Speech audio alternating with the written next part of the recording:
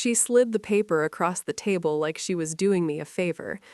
"Just sign it," she said. "It's the simplest thing in the world. You sign, we sell, and everyone moves on." I looked at the document. Then I looked at her, my aunt, 53 years old, dressed like she was going to a business meeting, sitting in the kitchen of a house she hadn't visited in 11 years. I didn't say anything. She took that as hesitation and leaned forward. "Your mother would have wanted this." And there it was. I picked up the document, turned it over slowly, set it back down. "Let me read it first," I said. She smiled, the kind of smile that means she thought she'd already won. She hadn't even started losing yet. "My name is Daniel. I'm 29 years old, and the woman sitting across from me is my Aunt Patricia, my mother's older sister. The woman who didn't show up to my mother's funeral, but sent flowers with a card that said she's in a better place.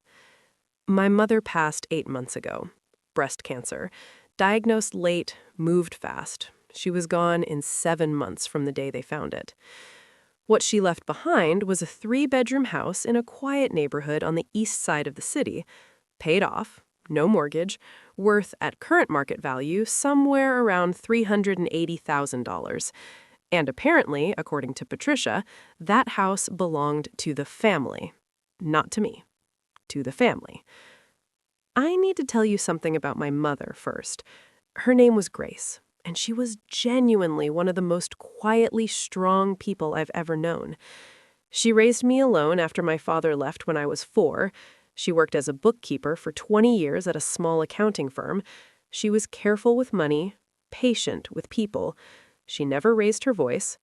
She also never talked much about her family. When I was young, I used to ask why we didn't visit my grandparents more, why Patricia and her husband David never came around, why we spent holidays just the two of us. My mother would get a small, tired look on her face, like she was remembering something she'd decided not to carry anymore.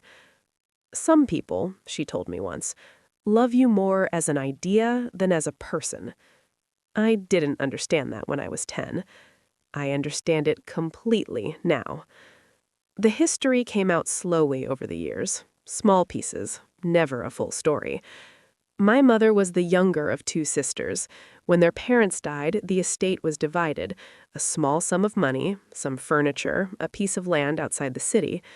Patricia got most of it. The reasoning, as my mother explained it, without bitterness, was simple. Patricia was older. Patricia was married. Patricia had a stable home. My mother was a single parent, unstable in their eyes, a liability.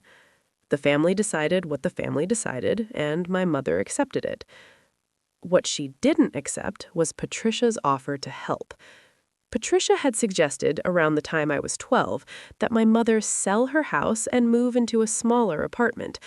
Patricia would handle the transaction. Patricia knew a buyer. It would be better for everyone. My mother said no.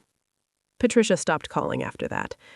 For 11 years, I watched my mother build a quiet, steady life.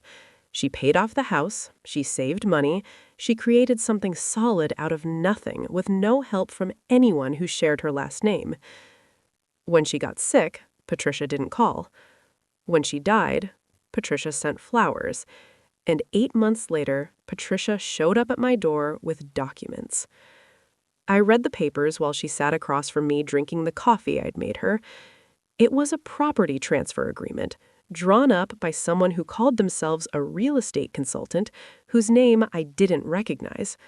The document stated that the property at our address would be transferred jointly to Patricia and her husband David, with a consideration payment to me of $40,000.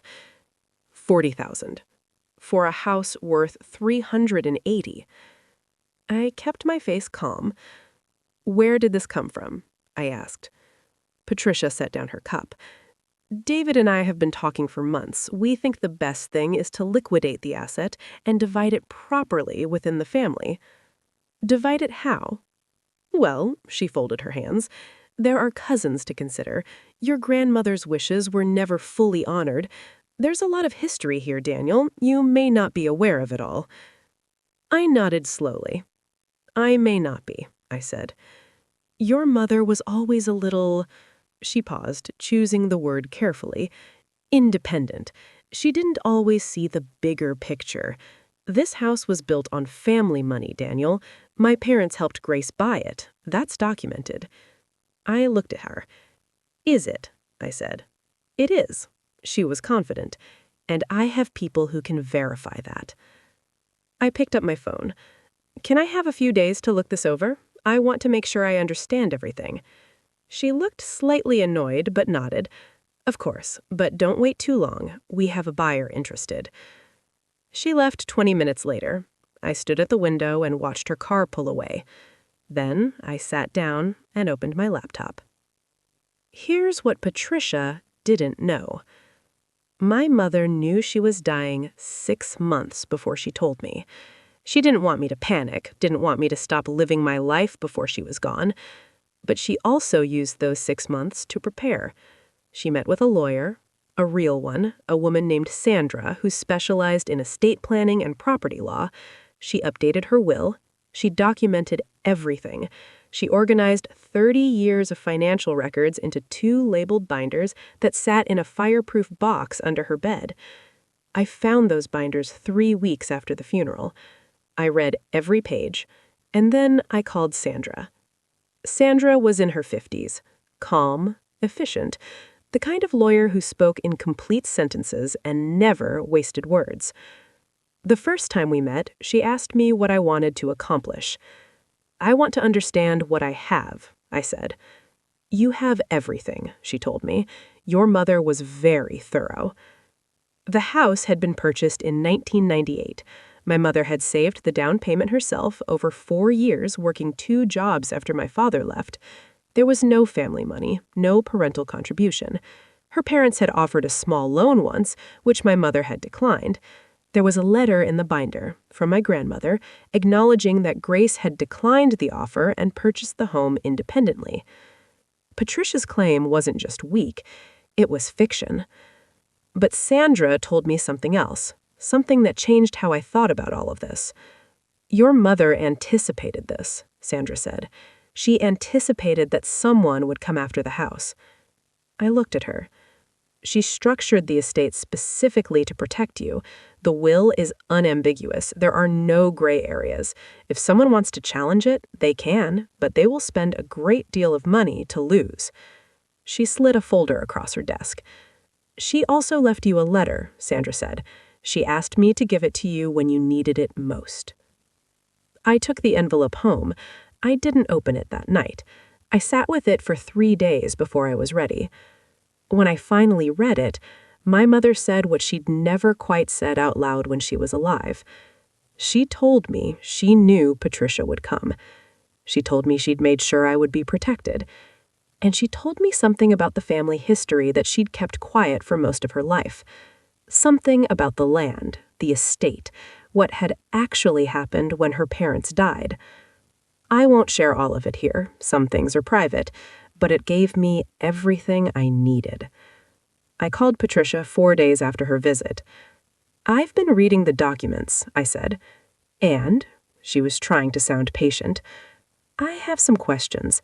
I want to understand the family history better. You mentioned there was documentation of my grandparents helping with the house. Yes, confident. I have records. Could we meet? I'd love to see them.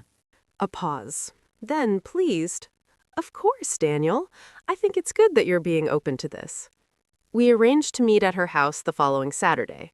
I told her I'd come alone. I didn't mention Sandra. Patricia's house was large and immaculate. She lived in one of those neighborhoods where every lawn looked like it had been measured with a ruler. She met me at the door and led me to a dining room table where a folder sat waiting. David was there too, her husband. A man with the energy of someone who had been successful just long enough to forget how he got there. He shook my hand firmly, made a point of it. "Glad we're all being adults about this," he said. I smiled. Of course. Patricia opened the folder. Inside were some old papers, a letter from my grandfather, bank statements from the late 1990s, a handwritten note with numbers on it. She walked me through them carefully. According to Patricia, these documents showed that her parents had provided $15,000 toward my mother's down payment. A family investment, she called it. I listened to all of it. I asked questions, good ones, the kind that made her explain more than she needed to. What year was the transfer made? How was it documented? Was there a loan agreement? Was it a gift? Did my mother sign anything? Did anyone witness it? She answered every question, thoroughly, confidently, filling in details, expanding the story, building the picture. The whole time, my phone was in my shirt pocket, recording. On the drive home, I called Sandra. "They have documents," I said. "What kind?" I described them. She was quiet for a moment. "Bank statements from 1997 showing a transfer?" "Yes." "Daniel, your mother's down payment was made in 1998, and it came from a specific account she opened in 1994 to save for the house. I have the full banking history, every deposit. She saved it herself over 4 years. A $15,000 transfer from your grandparents in 1997 doesn't appear in any of her records." I let that settle. "I made it up," I said. "Or they misremember, or they're confusing it with a different transaction. But legally, it doesn't hold." "I also have them on recording," I said, walking me through the whole thing. Sandra was quiet for a second. "How detailed was the conversation?" "Very." "Good," she said. "Let's meet Monday." Here's where I need to explain something about how I was feeling at this point. People expect that in a story like this, the person in my position is furious, or heartbroken, or consumed by the need to win. I wasn't. I was something quieter than that. I was clear. For most of my life, I had watched my mother absorb small injustices from people who were supposed to love her. I had watched her be dismissed, underestimated, excluded. I had watched her build something real and good without any of their help. And then I had watched her die while those same people stayed silent. And now they wanted what she built, not because they needed it, because they believed it was owed to them, because they had always believed she owed them something. I thought about the letter she left me, the one in the envelope. She hadn't been angry when she wrote it. The tone was calm, almost peaceful. She said she wasn't writing it out of bitterness. She was writing it so I would understand. "You were always the point, Daniel," she wrote. "Not the house, not the money, you. Everything I built for you. Don't let anyone take that from you. Not out of guilt, not out of obligation, not out of that feeling that maybe you owe them something for the love they never gave." I folded the letter and put it back in the envelope. Then I called Sandra and told her we were moving forward. 2 weeks later, Patricia called me. "I haven't heard from you," she said. "Have you looked at the paperwork?" "I have," I said. "And?"